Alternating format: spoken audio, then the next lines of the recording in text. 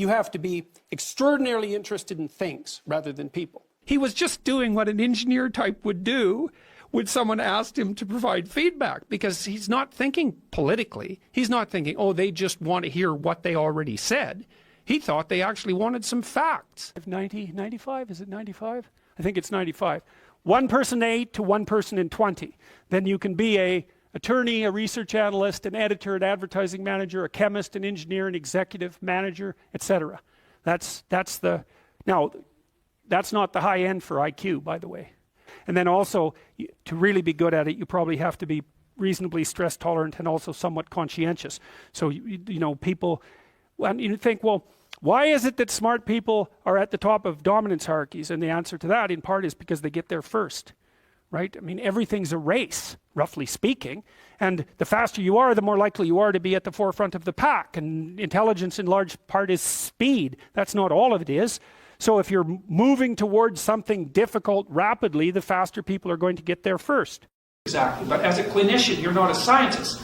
You're an engineer of the soul. That's a better way of thinking about it, because it's like engineering, it's an applied science. So that makes it not a science exactly. You can use scientific knowledge, but you're still aiming at the good, right? There's only one answer to that, as far as I know, that works, is get your act together. You're going to be the person who's working in AI, right? I know some of these people. They better be good people, because they're going to build whatever they're like into their machines. So they better have their heads screwed on straight, because they're going to get amplified like mad.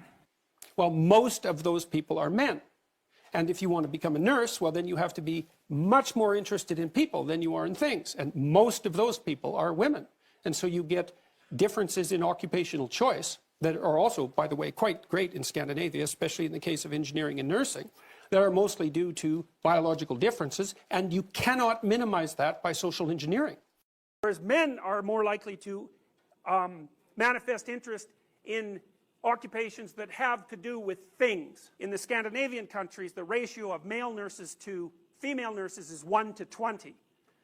And of female engineers to male engineers is 1 to 20. And the governments now and then do a big push to try to get more men into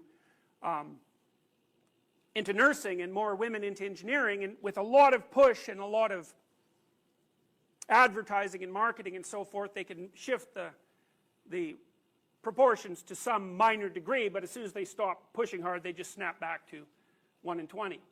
Your story is really interesting, you know, because I think it's such a classic story of an engineer